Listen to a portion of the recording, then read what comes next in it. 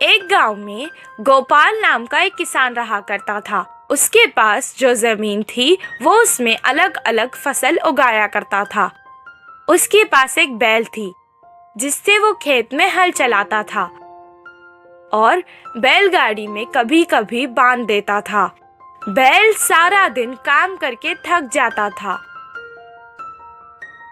कभी कभी उसे अपने मालिक पर बहुत गुस्सा आता था, पर कुछ नहीं कर सकता था।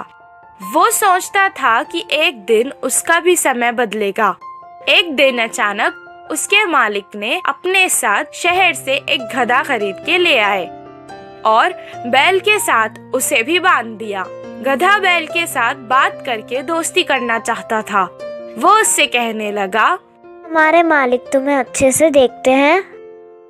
गधे की बात सुनकर बैल दुखी हो गया और अपना सारा हाल सुनाने लगा। ये सुनकर गधे ने कहा, अगर तुम्हें काम से बचना है तो मैं एक उपाय देता हूँ। इसी बात का वो इंतजार कर रहा था कि कोई उसे काम से बचने का उपाय दे।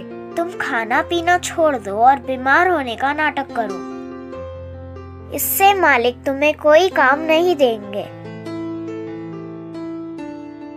गधे की सलाह सुनकर अगले दिन से वो बैल वैसे ही करने लगा। ना खा रहा था, ना पी रहा था, ना ही खड़ सकने का नाटक कर रहा था।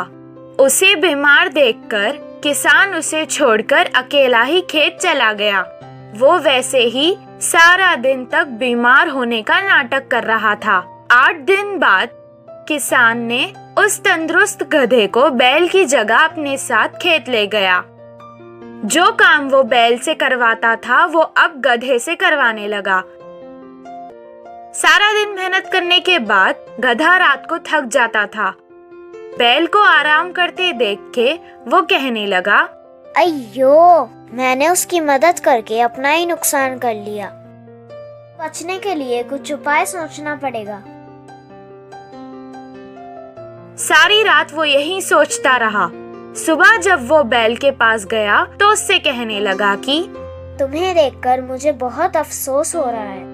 तुमसे आजकल कुछ काम नहीं होने के कारण तुम हमारे मालिक पर बोझ बनते जा रहे हो। मैंने कल मालिक को बात करते सुना था कि वो तुम्हें अब पशुशाला बेच रहे हैं। गधे की बातें सुनकर वो सोचने लगा कि अब उसे अपना नाटक बंद कर देना चाहिए। अगले दिन से वो तंदुरुस्त होकर खाने और पीने लगा। उसे तंदुरुस्त देखकर किसान उसे अपने साथ खेत ले गया। अब वो उससे ही सारे काम करवाने लगा।